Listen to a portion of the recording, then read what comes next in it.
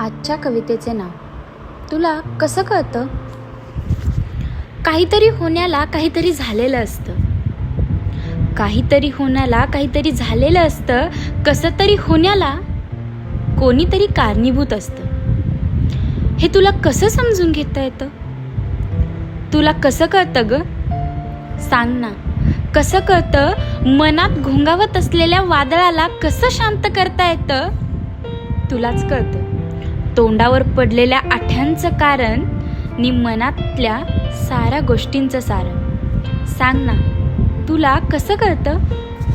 व्हॉट्सअपला ठेवलेल्या स्टेटसचा अर्थ नक्की तुझ्यापर्यंत कसा पोहोचतो नि चेहऱ्यावरचा हावभाव कसा हेरता येतो? तुलाच कसा कळतं ग?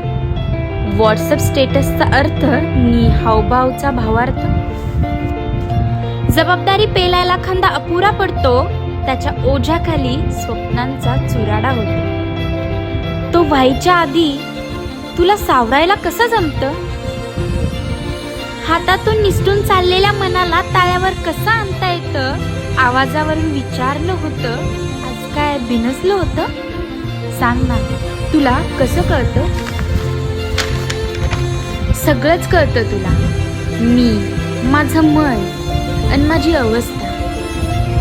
अवस्था म्हणजे जबाबदारी. माझी जबाबदारी आणि जबाबदारीचं मोठं कारण म्हणजे होणे सेटल. बरं, तुम्हाला कळलं का? यातील तुला म्हणजे कोण?